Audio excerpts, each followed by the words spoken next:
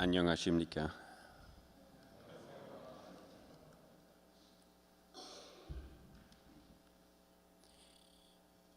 Today I want to share with you some thoughts about 9/11. Last week was 9/11 and the culture of remembering. I want to talk about violence, terrorism, but also how to reconcile. I wrote actually a book about this where I try to respond also from my experiences I made as a student in Korea.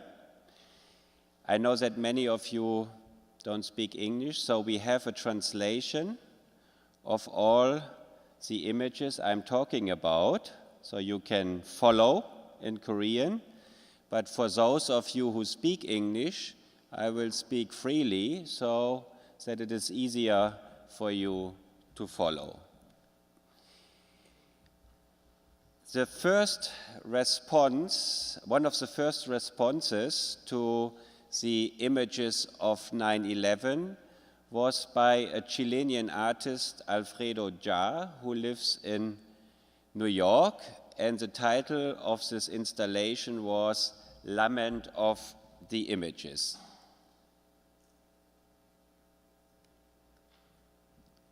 So you enter a dark room and you only see 3 plates.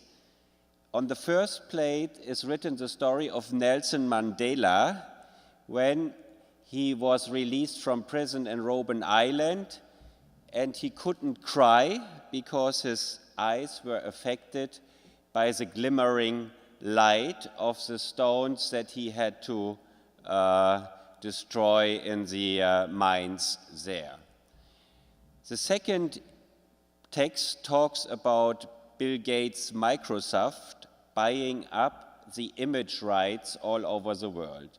So that means that many images, paintings, but also photos will be copyrighted by one big company, and you will not have the right to use them anymore without asking for permission. And the third plate speaks about the United States State Department buying up the image rights of photos and films on the war in Afghanistan. Then you go through a small passage, dark, and you come into a room and you are blinded by the light. And the only way to escape is through a small door to the right. So this artwork is about our perception of images, but the title Lament of the Images indicates that the images complain against their misuse. The second artwork is by Rebecca Horn, a Jewish artist who is living in Berlin and Paris, and the title is Book of Ashes.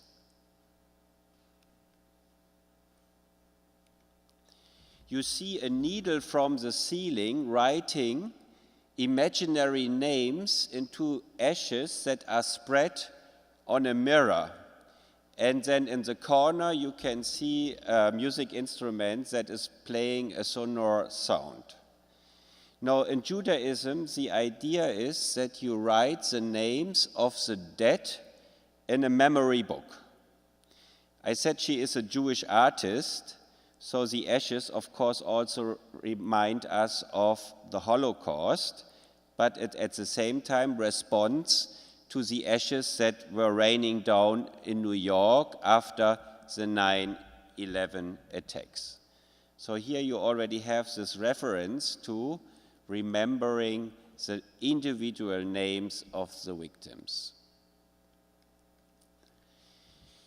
Now, 10 years ago, I would have asked you, where have you been on 9/11 and what do you remember? I know that many of you were very young, so you don't really saw these images being circulated by the media for days in a loop. But when we talk about 9/11, what occurs to us are mainly these images of the Twin Towers exploding and falling apart. Now, the German artist Gerhard Richter, who was on his way to New York to open an exhibition on that day, was sent to Toronto because after the attacks, all airports in New York were closed. In 2005, he painted this painting, which is making use of a photo of the Twin Towers, but blurring it. So by doing this, he changes our perception and memory. So it is an intervention against the way the terrorists wanted us to see and remember the attacks of 9/11. I now want to look at the response of artists from the Islamic world to violence and terror. And the first one is a woman artist, Shirin Neshat. She's also living in exile in the United States. She was a student of art in California when Ayatollah Khomeini returned to Iran and decided that it's too dangerous for her to go back, but she also stopped working as an artist. Only in the 1990s, when she returned to her home country for the first time, she resumed her artwork, and the first work she did was this photo series, Women of Allah. It seemed to be photos of women in chadors who were part of the revolution. But as a matter of fact, it's the artist herself who took a photo of herself with a chador. And what looks like an earring is actually a gun pointed at the viewers. And she has written text in Farsi on the photo, texts by Muslim fundamentalists, by Muslim feminists, and by Muslim poets. So she says, in the beginning, she was very much fascinated by the commitment of this woman, but then she became more and more critical about the attitude of fundamentalist Islam against women. A second artist from the Arab world I want to introduce to you is Walid Raad. He founded the Atlas Group. It's an imaginary archive collective that created a fictionary archive on the internet. You can still find it www.theatlasgroup.com. And there he collects material relating to the war in Lebanon. So this is one example that you can find on the archives in the internet. And it shows cars, same color, same year, same type, that were blown up as car bombs during the conflict. And then in Arab, there is written where this particular terrorist attack happened. Now, in the two last cases with Shirin Neshat and Walid Raad, you can ask, are they glorifying violence, right?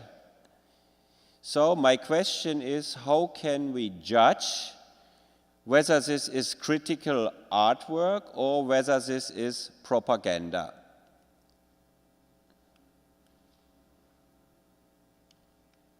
So I developed 3 ethical criteria.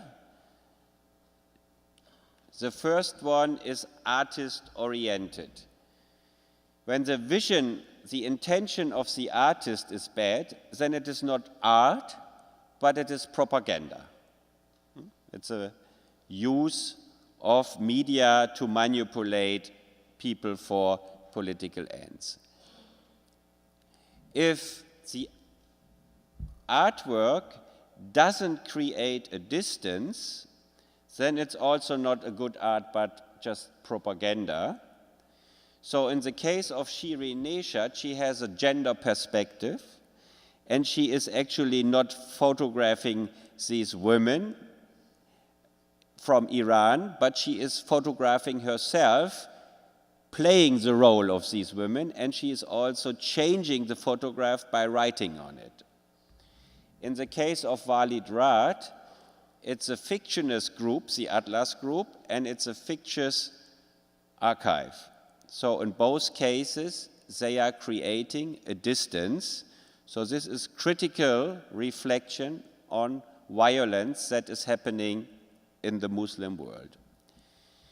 And the third criterion is observer-oriented. Remember the gun that is pointed at you.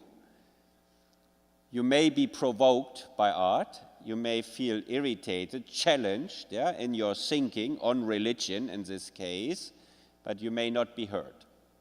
So if they really would shoot at you, or like the attacks in 9/11, then this is religious motivated violence, is certainly not art. Last year, I had the chance to see the 9/11 memorial in New York, and I was very much interested in what they would do to remember these events. And you see these two squares, which are the original foundations of the two towers, and the architect created two inverse springs. So the water doesn't go up, it actually goes down.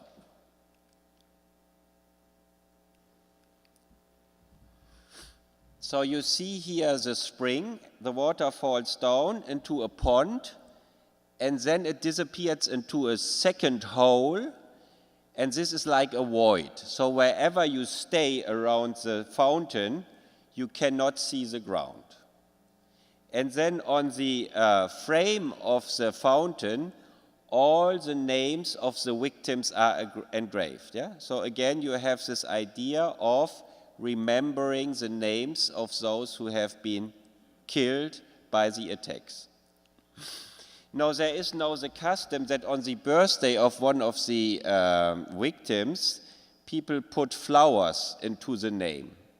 But as you can see, what also happens, they put American flags all over. So this is a very ambiguous thing with all kind of memorials, that I think the architect did a very good job to really talk about the victims and remembering their names.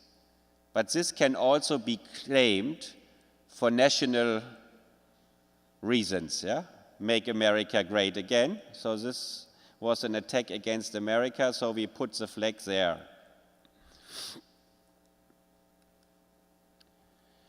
I now want to jump to my own culture, Germany, and see how we have responded to the violence of the Nazi dictatorship. And again, I will look at two paintings by Gerhard Richter. One is called Uncle Rudy, and it shows the uncle of the artist in Nazi uniform. It's taken from a family album, but as you can see, the artist blurred the view. So he changed the image a bit. So that means here you also have this creating distance by taking a photograph but changing it into an oil painting and blurring it. The second painting is called Aunt Marianne, and it is actually the aunt of the artist, so the sister of the Uncle Rudy, and the little baby you see is the artist himself. Now, the story behind this family picture is that Aunt Marianne was killed in the concentration camp because she was mentally ill. You may know that not only Jews were killed, communists were killed, homosexuals were killed, but also people who were ill were killed by the Nazis. So what you can see in these two paintings by this German artist is that within German society, there goes a rift through every family nearly, from those who had to work or who choose to work with the Nazis, and those who have been victims of the system. This is probably an experience that you as Koreans regarding the conflict between North and South and the military dictatorship can very well relate to. So what the artist is doing here, he is pointing to the necessity to reconcile. Reconciliation is a key Protestant concept, but here you have it in a secularized form.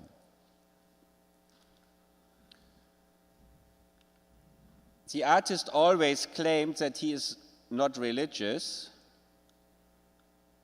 but a few years ago he made this beautiful stained glass window for the cathedral in Cologne.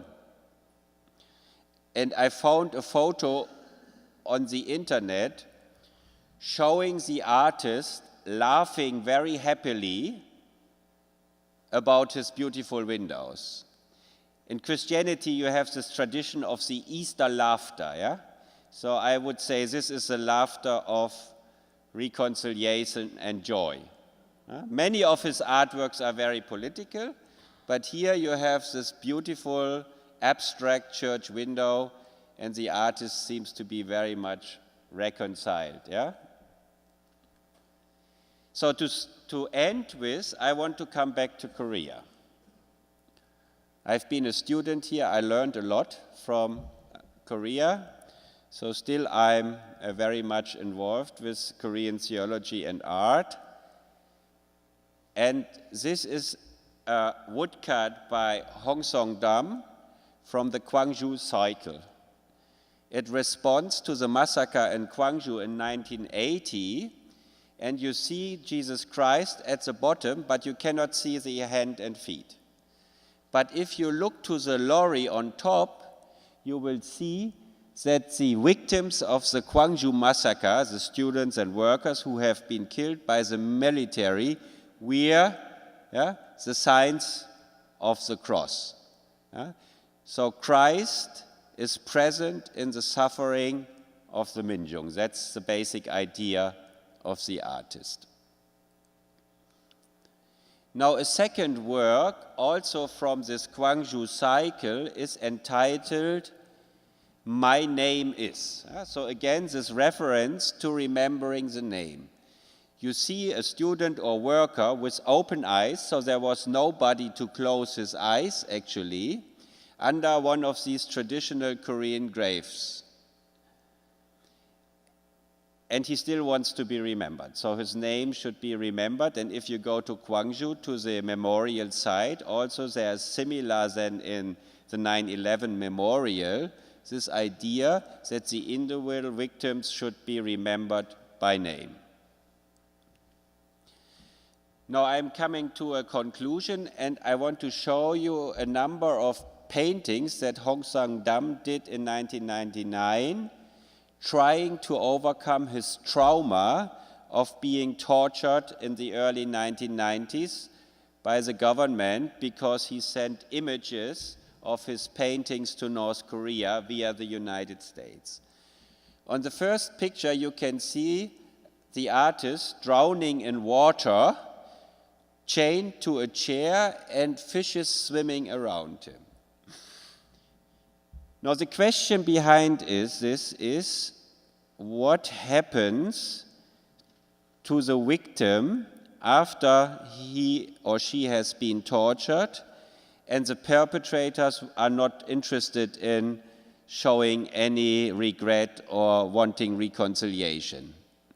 So I interpret this series of paintings as a way, what I call self-reconciliation. First, the victims have to reconcile themselves with what has been done to them.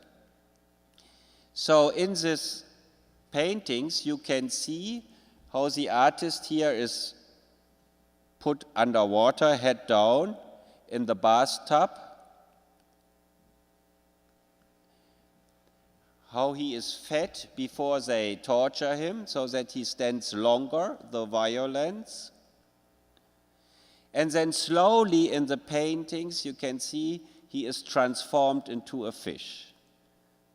So the one who cannot stand water anymore because of the experience of water torture transforms into a being that only can live in the water.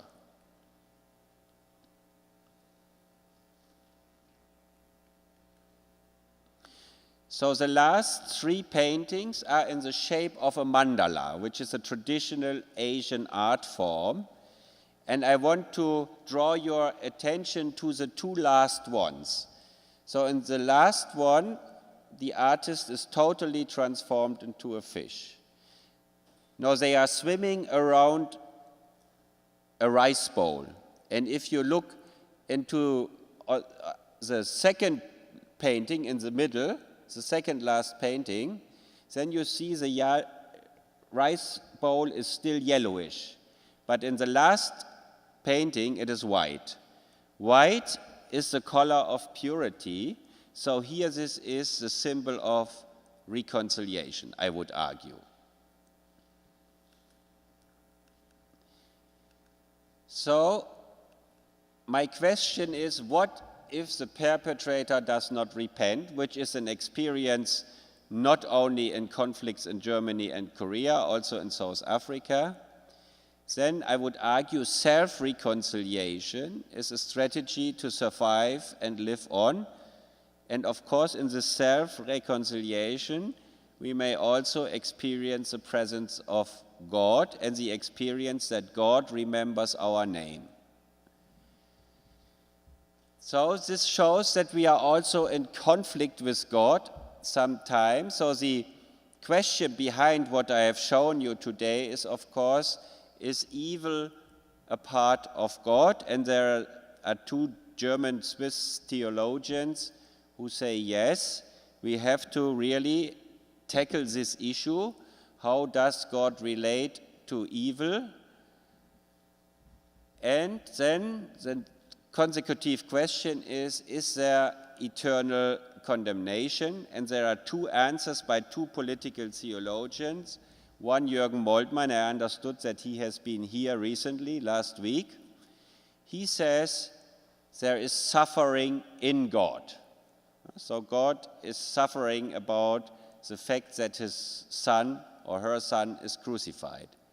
Johann Baptist Metz is saying there is suffering about God. So if you remember Mark, the Gospel of Mark, why have you forsaken me? So human beings sometimes suffer about God because they ask the question, where is God in my suffering? So I think the truth is between those two. There is suffering in God. God is suffering with us, but we are also suffering about God. And this brings me back to our scripture reading. Fear not, I have called you by name. That means our names, also the names of the victims, are remembered by God. Amen.